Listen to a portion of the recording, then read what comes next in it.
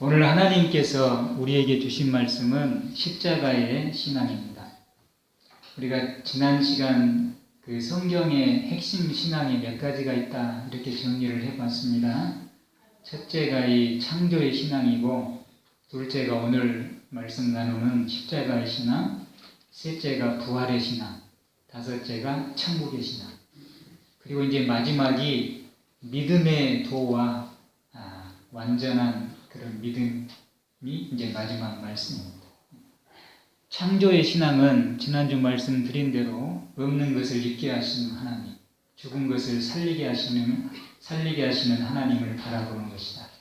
따라서 내가 가진 것을 보는 것이 아니라 창조의 능력과 창조의 은혜를 베푸시는 우리 하나님을 바라보는 신앙이 창조의 신앙입니다. 흑암과 혼돈과 공허 속에서도 태초의 우주 만물을 당신이 보시기에 좋도록 창조하셨던 그 하나님의 역사를 바라보며 믿음으로 나아가는 신앙이 창조의 신앙이다 말씀을 드렸습니다. 오늘 두 번째로 이 십자가의 신앙은, 십자가 하면은 우리가 일반적으로 떠오르는 것이 희생이 떠오릅니다.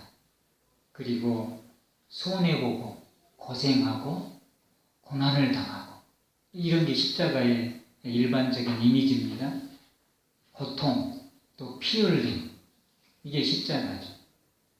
그래서 십자가가 최고의 사랑이다 라는 것을 알면서도 인간인지라 우리 모두가 일반적으로 피하고 싶고 또 없었으면 좋을 것 같고, 때로는 우리가 드리고 있는 기도도 가만히 분석을 해보면 십자가를 지게 해달라는 것이 아니라 어떤 기도입니까? 희생이나 손해나 고난이나 고통, 피 흘림, 고생 같은 이런 십자가를 피하게 해달라는 기도가 대부분 우리의 기도입니다. 십자가를 사랑하면서도, 십자가의 은혜에 감사하면서도 내가 고생하고 고통당하고 고난당하고 피 흘리고 손해보는 희생하는 십자가는 피하고 싶은 것, 그것이 우리 인간들의 일반적인 생각이다. 그래서 오늘 본문도 보면 예수님의 첫째 제자인 베드로도 뭐라고 고백을 했습니까? 오늘 이 본문에는 나와 있지 않지만 이런 이야기입니다. 주님, 십자가를 지지 마십시오. 왜 십자가에서 죽으시려고 하십니까? 이 상황을 마태복음 16장에는 이렇게 말씀하고 있습니다. 베드로가 예수님을 붙들고 항변합니다. 예수님께서 이제 십자가에 못 박혀서 죽을 것이다 이렇게 얘기를 하니까 베드로가 예수님을 붙들고 항변하여 이르되 뭐라고 얘기하냐면, 주여 그리 마옵소서. 이 일이, 주님이 십자가 지고 죽는 일이 결코 주님께 미치지 아니하리이다 이렇게 얘기를 합니다. 이것에 대한 베드로의 이러한 답변, 주님 십자가 지지 마십시오. 이 일이 결코 주님께 일어나지 아니할 것입니다. 이것에 대한 답변이 오늘 본문 33절입니다. 우리 33절 우리 예수님의 답변을 한번 읽어보겠습니다. 자, 시작. 예수께서 돌이키사 제자들을 보시며 베드로를 꾸짖어 이르시되 사탄아 내 뒤로 물러가라. 내가 하나님의 일을 생각하지 아니하고 도리어 사람의 일을 생각하는도다 하시고. 아멘. 주님 십자가를 지지 마십시오. 왜 죽으려고 하십니까? 결코 주님이 십자가 지고 죽는 일이 일어나지 아니할 것입니다. 이렇게 말하는 베드로를 예수님께서 뒤돌아보셨습니다. 그리고 꾸짖어서 말씀했습니다. 뭐라고 꾸짖었습니까? 사탄아 내 뒤로 물러가라. 이게 무슨 말씀이냐면, 십자가를 거부하는 베드로를 지금 뭐라고 부릅니까? 사탄이라고 부릅니다. 십자가를 거부하는 것이 바로 사탄의 모습이다. 정확히 말하면 베드로가 지금 누구에게 지배를 당한다는 거예요? 사탄에게 지배당하고 있다. 그래서 십자가를 거부한다는 겁니다. 그래서 주님께서 내 뒤로 물러가라. 베드로야, 내 뒤로 물러가라. 이 말은 다른 말로 바꾸면 무슨 말이 되겠습니까? 내 앞에서 썩 꺼져라. 그런 말. 그러면서 우리 예수님께서 하시는 말씀이 성경의 이 명언 중에 명언입니다. 성경 중에 성경, 베스트 오브 베스트인데 이 말씀이 34절 말씀이죠. 우리 예수님의 답변 34절, 우리 예수님의 심정을 품고 같이 한번 합독하겠습니다. 시작. 무리와 제자들을 불러 이르시되 누구든지 나를 따라오려거든 자기를 부인하고 자기 십자가를 지고 나를 따를 것이니라. 아멘. 무리와 제자들을 다시 불렀습니다. 우리 예수님께는 지금 심각한 일이 일어난 겁니다. 주님께서 계속 가르친 게 뭘 가르쳤습니까? 이 세상 것을 가르친 것이 아니라 하늘 소망을 가르치고 우리의 구원을 가르쳤는데 지금 베드로는 뭘 거부하는 것입니까? 우리의 구원의 십자가를 거부하는 것입니다. 그러니까 예수님께서 심각한 상황에 되어서 무리와 제자들을 다시 다 불러 모았습니다. 그리고 정확하게 말씀해 줍니다. 무엇을 말씀해 줍니까? 하나님의 신앙과 하나님 나라의 신앙이 무엇인지를 가르쳐 주시는데 이 예수님의 신앙, 하나님 나라의 신앙이 무엇인지 가르쳐 주시는데 그 내용은 뭐냐면 누구든지 나를 따라오려거든 첫째는 뭘 해야 돼요? 자기를 부인하고. 조건이 있어요. 예수님을 따라오려면 예수님 신앙으로 승리하려면 하늘나라 신앙이 되려면 첫째는 자기를 부인해야 된다. 두 번째는 자기 십자가를 져야 된다. 그리고 세 번째, 그 후에야 나를 따를 것이니라. 그러니까 자기를 부인하고 자기 십자가를 지고 그 후에야 비로소 주님을 따르는 신앙이 바로 예수님의 신앙이고 하늘나라의 신앙이다. 다시 말하면 자기를 부인하고 자기 십자가를 진 이후에야 우리는 비로소 누구를 따를 수 있다는 겁니까? 주님을, 구원의 주님을 따를 수 있다는 것이다 라는 말씀. 바꾸어 말하면 자기 부인과 자기를 부인하는 것하고 자기 부인은 자기를 부정하고 자기를 내려놓는 것이죠. 이 자기 부인과 자기 십자가 없이 주님을 따르는 신앙은 어떤 신앙이라는 거예요? 예수님을 따르는 신앙이 아니다라는 것을 말씀해 줍니다. 굉장히 심각한 말씀이죠. 35절로 보면 자기 목숨을 구하는 신앙이 아니다라는 것입니다. 자기를 부인하고 자기 십자가를 지고 주님을 따르지 않는 신앙은 자기 목숨을 구하는 신앙이 아니다.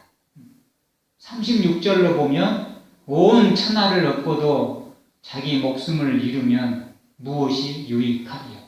그러니까 온 천하를 얻어도 우리가 자기 부인이 없이 자기 십자가를 지지 않고 주님을 따르는 것은 유익한 신앙이 아니다 라는 것을 말씀해 주고 있습니다.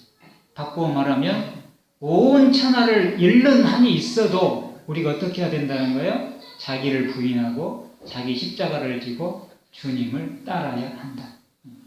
사람이 무엇을 주고 자기 목숨과 바꾸겠느냐? 베드로야, 베드로야. 주님이 다급하게 부르는 거죠. 베드로야. 또 제자들아, 예수님을 따르는 이 무리들아, 오늘 우리를 또 부르시죠. 오늘 우리 예당 교회야. 첫째는 자기를 부인해야 한다. 둘째는 자기 십자가를 져야 된다. 셋째로 그런 다음에야 비로소 나를 따를 수 있다. 할렐루야. 그래야 참 영생의 길로 가는 주님의 길에 동참할 수 있고 하늘 영광을 얻을 수 있고 참 내 제자가 되는 것이다. 베드로야, 알겠느냐? 38절 마지막 절에서는 이 음란하고 죄 많은 세대에서 나와 내 말을 부끄러워하면 이렇게 말씀하죠. 이 세상이라는 것은 베드로 때도 그랬지만 예수님 때도 그랬지만 지금도 마찬가지예요. 음란하고 죄 많은 세상. 갈수록 더 그러죠. 이 음란하고 죄 많은 세상에서 예수님과 예수님의 말을 부끄러워하면 이 말이 무슨 말입니까? 예수님과 예수님의 말을 부끄러워한다는 것은 십자가 지시는 예수님하고 십자가를 지라는 예수님의 말을 부끄러워하며, 그 말. 십자가 지는 예수님과 십자가를 지라는 예수님의 말을 부끄러워하면 인자는 예수님이죠. 예수님도 아버지의 영광으로 거룩한 천사들과 함께 올 때에, 아버지의 영광으로 예수님이 거룩한 천사들과 함께 온다는 것은 언제입니까? 마지막 날에 예수님께서 세상을 심판하러 오실 때 나도 그 사람을 부끄러워하리라. 마태복음 16장 27절에는 이렇게 말씀합니다. 그때에 예수님께서 심판주로 오실 때에, 마지막 때에 각 사람이 행한 대로 갚으리라. 이게 무슨 말이냐면 십자가를 지고 예수님을 따르는 사람은 십자가의 영광으로 우리 하나님이 예수님이 갚아주시는 것이고, 십자가를 지지 않고 예수님을 따르는 사람은 십자가의 영광 없이 갚으리라 라는 말씀. 결국 예수님께서 우리에게 하시는 말씀은 예수님의 신앙은 십자가 지는 신앙이고 예수님의 삶은 십자가 지는 삶이다. 그리고 이 십자가 지는 신앙만이 생명으로 가는 길이요, 생명으로 가는 신앙이요, 하늘 영광이 있는 신앙이다. 그러니 십자가 지고 나와 함께 가자라는 말씀. 나와 함께 가자. 십자가 지고 나와 함께 가자. 십자가의 사랑을 실천하자. 십자가의 삶을 살자라는 것입니다. 의를 위해 핍박을 받자. 선을 위해 고생을 하자. 복음을 위해 피를 흘리자. 주님을 위해서라면 손해를 보자. 희생을 당하자. 고난을 받자. 십자가를 피하고 편하게 고생 없이 살려고만 하지 말자. 주님을 위해, 복음을 위해, 의를 위해 기꺼이 고난에 동참하자. 이런 신앙이 십자가의 신앙이요, 이런 삶이 십자가의 삶이다. 히브리서 11장 우리가 수요 예배 시간에 봤습니다. 히브리서 11장 신앙의 위인들을 보면 이분들은 어떤 사람들이냐? 십자가를 피하려고 하지 않는 사람이었다. 히브리서 11장을 보니까 이분들은 십자가를 피하려고 하는 사람이 아니라 어떤 사람? 도리어 십자가 지는 것을 자랑으로 여겼다. 도리어 십자가를 지려고 했어요. 우리가 잘 아는 이 성 프란시스코 같은 경우도 그분의 그 목표가 우리 예당교회랑 비슷합니다. 예수님을 닮는 것이 그분의 목표입니다. 그분의 목표예요. 그래서 이 프란시스코 같은 경우에는 예수님을 닮고자 했는데, 그가 예수님을 닮고자 해가지고 평생을 이 온 천하를 떠돌아다니면서 복음을 전하면서 그 일생을 마쳤잖아요. 그런데 이 프란시스코가 심지어는 무엇까지도 닮고자 했냐면 예수님께서 십자가에서 고통당했던 그 모습까지 닮고자 했습니다.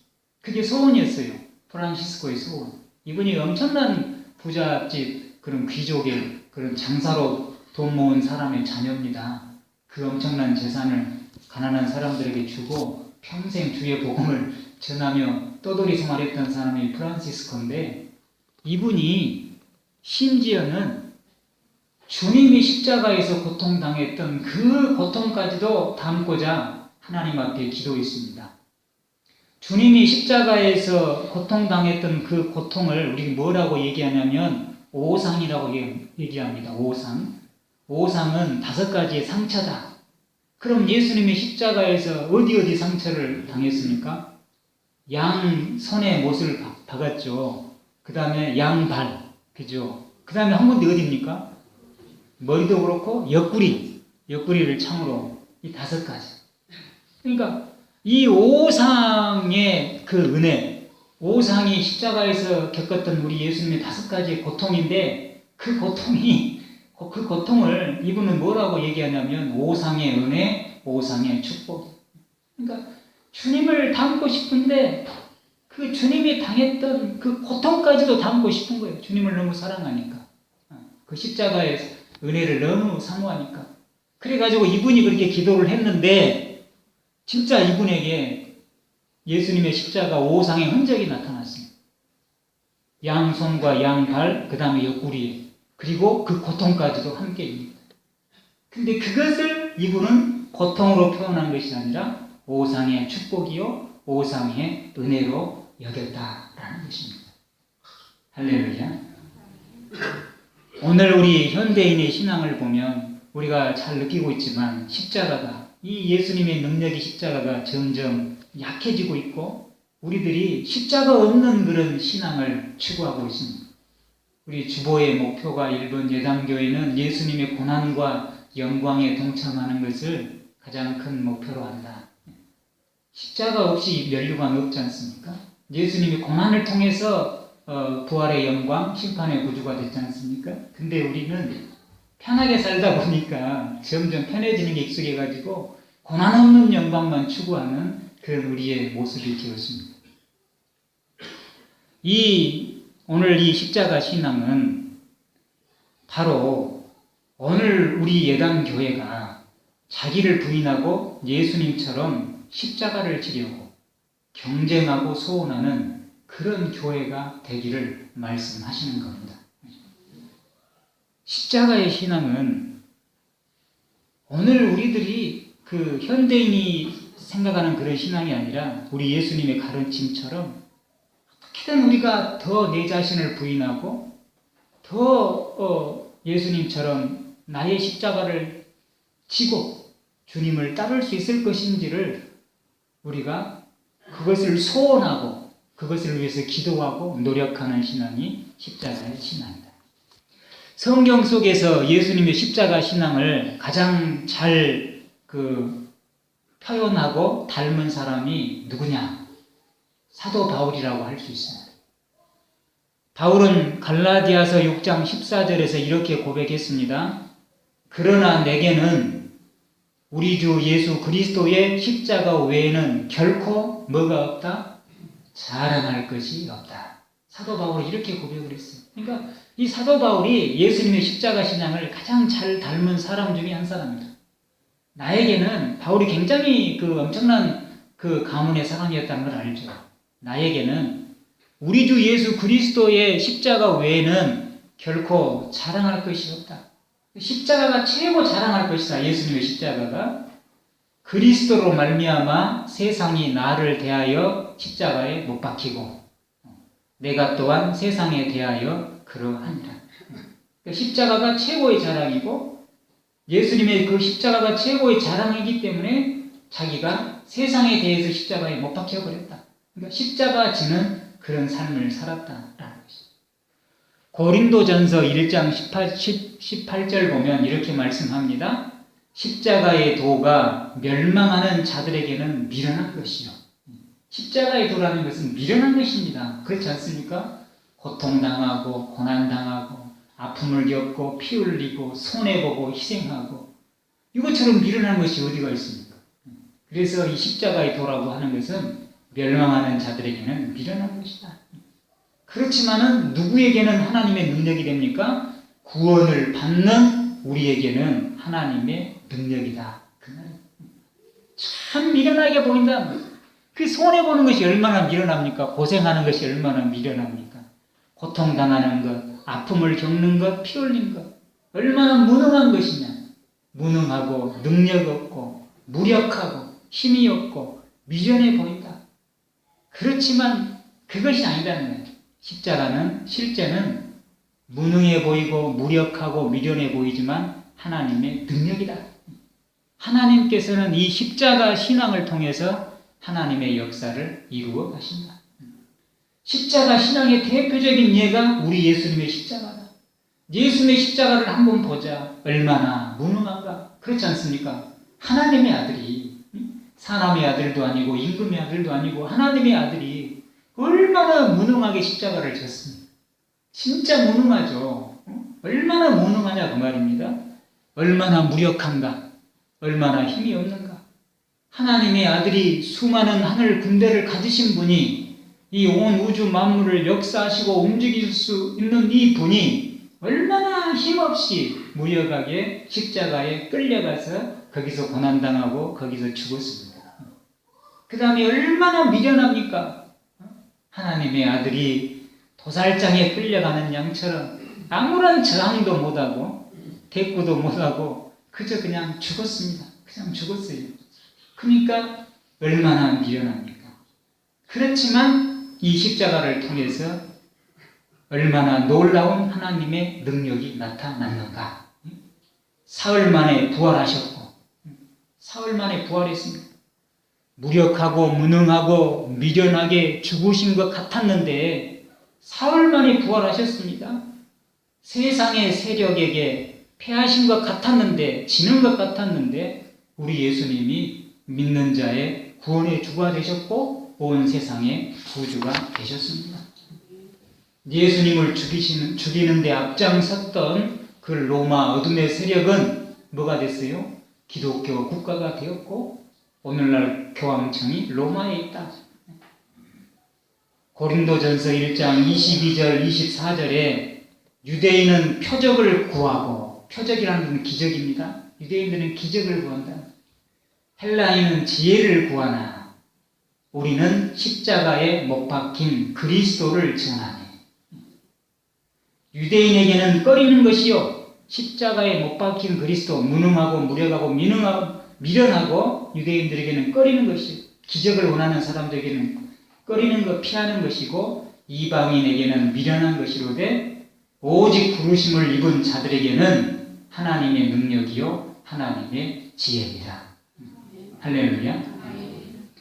말씀을 정리해 봅니다. 세상적으로 강하다고 강한 것이 아닙니다. 이걸 우리가 알아야 돼요. 강한 것은 이 세상만 강한 것이 아니라 영원히 강한 것이 강한 것이에요. 가장 강한 것은 십자가요.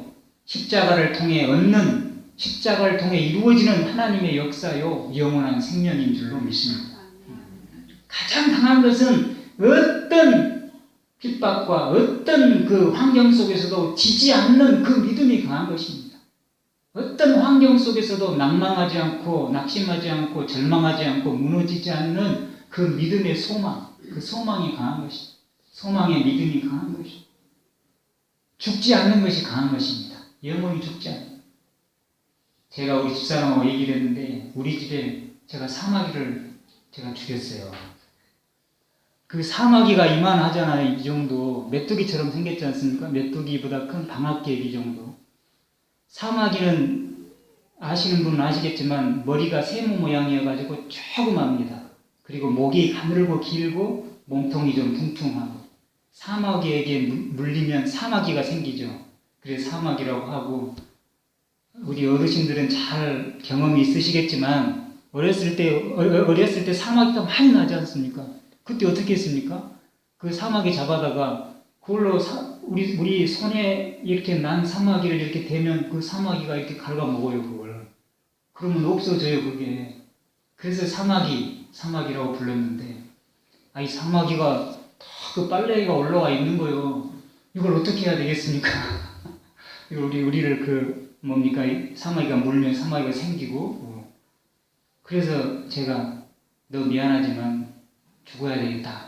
해가지고, 죽여야 되겠는데 어떻게 죽이는 게 가장 좋을까 해가지고 사마귀 머리가 아주 조그만해요, 세모로. 그래서 그냥 머리만 살짝 떼어냈어요. 미안하지. 이쯤에서 죽어라. 그런데 문제는 사마귀가 안 죽는다는 거예요. 그래가지고 그거 뒀는데 이게 하루가 지나도 안 죽고 이틀이 지나도 안 죽고 얘들은 피가 없어서 그런지 안 죽나 봐요. 머리가 없는데도 안 죽어요, 이것이. 그래가지고 오늘이 벌써 며칠이냐면 열흘이 됐습니다. 열흘이 됐는데 아직도 안 죽었어요. 아직도 안 죽어. 근데 제가 그 사마귀를 볼 때마다 너무너무 미안한 거예요. 야, 제발 좀 죽어라. 제발 좀 죽어주라. 내가 잘못했다. 제발 빨리 죽어라. 이걸 완전히 짓이겨 죽여야 되는데 또 그렇게 할 수는 없으니까 머리만 살짝 떼어내면 이것이 가장 너에게 좋은 방법이고 쉽게 해결될 것이라고 했는데 절대 아닙니다. 아직까지 안 죽어. 아직까지.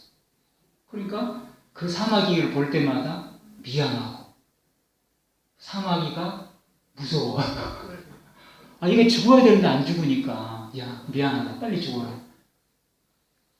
그 사마귀 보면서 또 느낀 게 뭐냐면 오늘 말씀처럼 진짜 강한 것은 사마귀가 완전히 저를 이긴 거잖아요 한마디로. 그래서 앞으로 사마귀 절대 죽이지 않으리라 제가 다짐을 했거든요. 강한 것은 뭐냐면 어떤 환경과 고통과 고난 속에서도 꺾이지 않는 것이 강한 것이고 지지 않는 것이 강한 것이고 어떤 환경 어려움 속에서도 꺾이지 않는 믿음, 꺾이지 않는 소망, 그것이 바로 강한 것이다. 십자가의 신앙은 사도 바울의 고백처럼 십자가가 최고의 자랑이요 최고의 축복이 되는 것은 뭡니까? 어떤 고난과 또 고통, 피 흘림, 고생, 아픔, 환경 속에서도 꺾이지 않는 참 소망의 믿음이기 때문에 강한 줄로 믿습니다. 그래서 이 십자가의 이 신앙이 우리 예수님께서 전파하는 신앙이고 우리 하나님께서 우리들에게 강조하는 참 신앙인 줄로 믿습니다. 정리를 합니다. 십자가의 신앙은 말씀드린 대로 정리를 하면 어떤 고통과 고난, 슬픔, 희생 이런 것을 감당하는 신앙입니다. 이것을 피하는 신앙이 아니고 주님을 위해 감당하는 신앙인데 더 나아가서 성숙된 십자가의 신앙은 우리가 십자가를 질 때 주님을 위해 또 복음을 위해 고통과 고난, 슬픔, 아픔, 피 흘림 또 고생을 할 때 그것을 고통으로 느끼는 것이 아니라 또 그런 십자가를 피하고 싶은 것이 아니라 그런 그 십자가가 우리에게는 무한히 감사하고 그리고 기쁘고 즐겁고 행복일 때 그때가 바로 최고의 십자가의 신앙인 줄로 믿습니다. 이게 십자가의 신앙. 그러니까 십자가를 피하려고 하는 것이 아니라 뭐예요? 십자가를 사랑하고 십자가를 지려고 하는 것이고 십자가를 뭡니까? 이렇게 피하면서 거기서 행복을 느끼는 것이 아니라 도리어 주님의 십자가에 동참할 때 거기서 내가 참 행복과 기쁨과 만족과 감사를 느낄 수 있는 그 신앙이 바로 십자가의 신앙이다.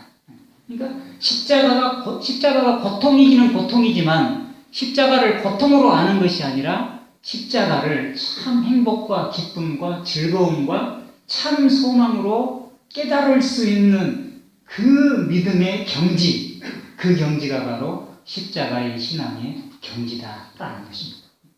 성 프란시스코는 그것을 알았기 때문에 어떻게 주님이 당하는 그 고통까지도 내가 담고자 했다는 거예요. 그것이 행복인 줄 알았기 때문에 그것이 고통인 줄만 알고 아픔인 줄만 알았으면 그것을 피하고 싶지 왜 담고자 했겠어요. 근데 그것이 아니더라. 신앙생활을 해보니까 이제 신앙을 정리해보니까 십자가가 고통이 아니더라고요. 알고 보니까 십자가처럼 큰 행복이었고 십자가처럼 큰 축복이었고 십자가처럼 큰 감사가 없고 십자가처럼 큰 즐거움과 기쁨이 없더라라는 것입니다. 이것을 알게 될 때 이것이 바로 십자가의 신앙으로 성숙하고 십자가의 신앙으로 승리하게 되는 줄로 믿습니다. 이제 우리 예당교회가 우리들이 이 십자가의 신앙을 짊어지고 또 이 십자가의 신앙을 전파하고 또 이 십자가의 신앙을 따르는 이 시대의 주님의 교회가 되기를 주님의 이름으로 축원을 드립니다. 아멘.